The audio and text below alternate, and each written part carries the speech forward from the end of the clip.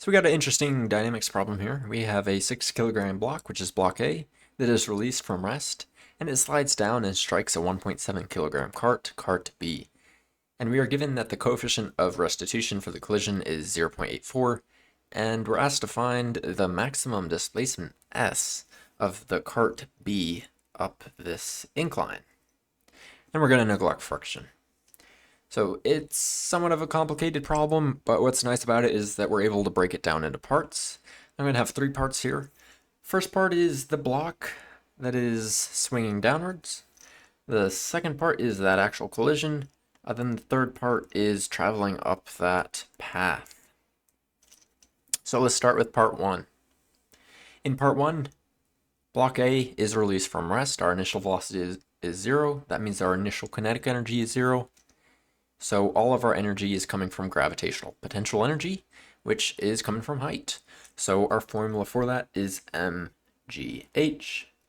Since we're in part 1, it's just the mass of A.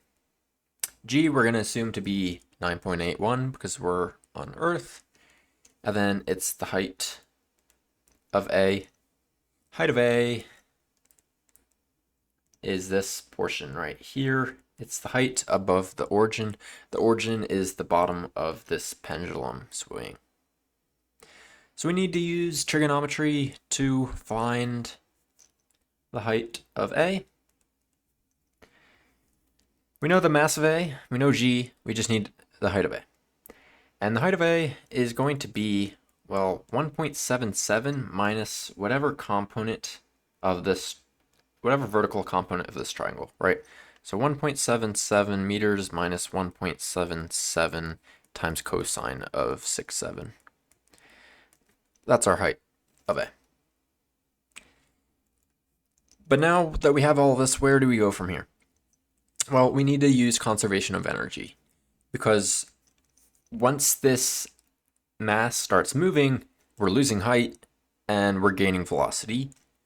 So at the bottom of this pendulum swing, all of that potential energy is going to have converted into kinetic energy. So we can set our mgh equal to 1/2 mv squared. Our m here is again the mass of block A, and the velocity is the velocity of block A, but I'm going to say in part 1, because after our collision, that velocity is going to have changed. So this is our equation right here, conservation of energy. Notice that the masses are going to cancel if we're solving for the velocity of A at the end of part 1. We get that that is equal to the square root of 2g h sub A, and we know h sub A because we can just plug this thing into our calculator, right? And if we did that, what would we get? We would get roughly 1.0784 meters for the height. Plug that into our velocity equation. We get that the velocity of A at the end of part 1 is equal to roughly 4.6 meters per second. Great. Now I'm going to save that value for later, and let's move on to part 2.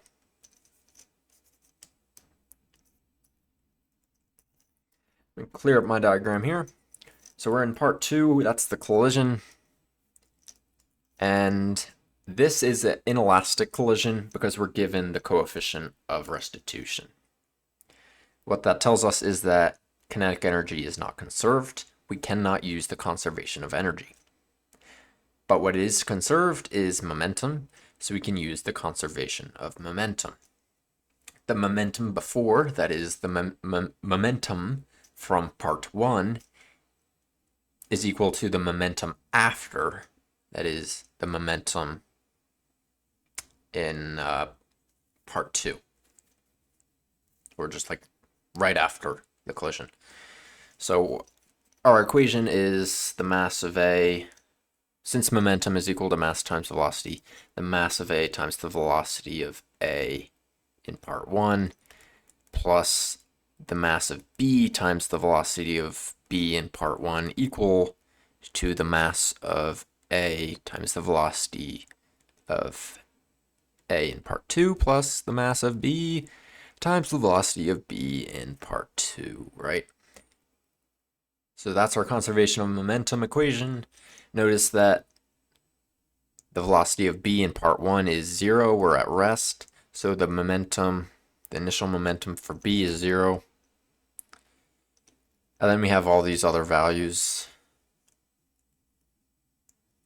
We get 6 times what we just found, 4.6, equal to 6 times VA sub 2 plus 1.7 times VB sub 2.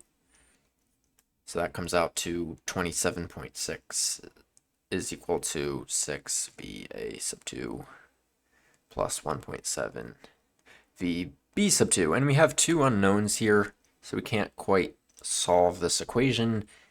And that's where the coefficient of restitution comes in, right? The coefficient of restitution is the ratio of relative velocities, right? It's the relative velocity after impact divided by the relative velocity before impact. So you have VB sub 2 minus VA sub 2 divided by VA sub 1 minus VB sub 1. And again, VB sub 1 is 0. We found our VA sub 1. That's 4.6. So we can replace our denominator here with 4.6. And we know that that is equal all to 0.84. Great. So we simplify this a bit here. We get VA2 equal to VB2 minus 3.864. We can take that and substitute it into our conservation of momentum equation. We get that is all equal to 6 times VB2 minus 3.864 plus 1.7 VB2. I'm not going to show all the work for this. Just know that if you solve this for VB2, what you're going to get is, let's see here, you get 6.595 meters per second. Alrighty. I'm going to save this value for later as well. And we can move on to part 3. Now in part 3, it's a kind of like opposite of part 1, because this time we're starting with kinetic energy instead of potential energy. We're going from kinetic energy to potential energy.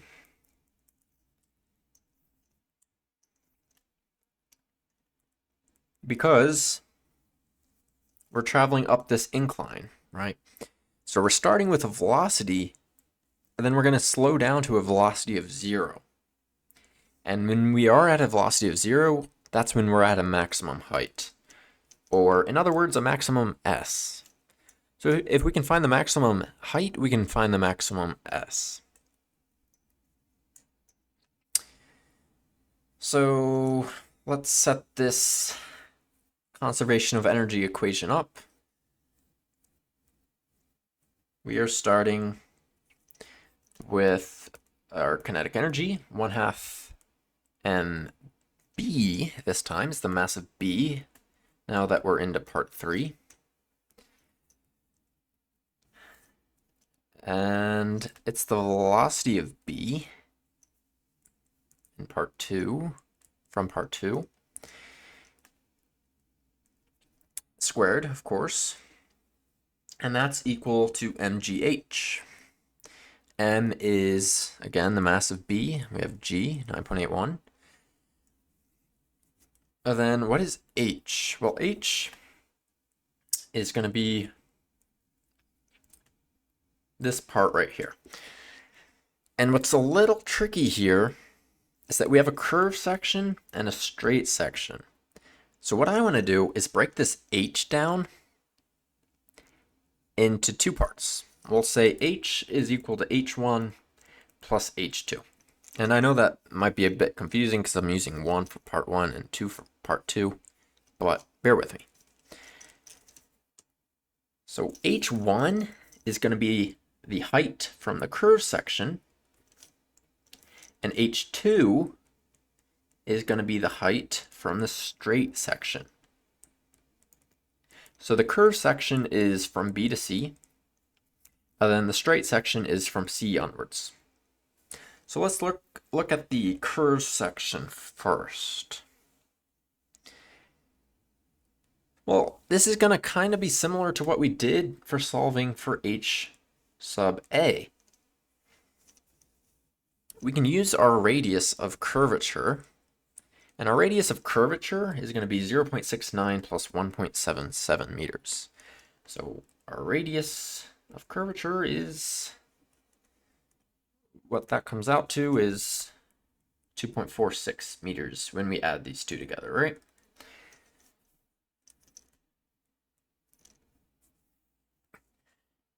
So we're taking that and we're subtracting whatever vertical component that is. So h1 is equal to 2.46 minus 2.46 cosine of 25 degrees.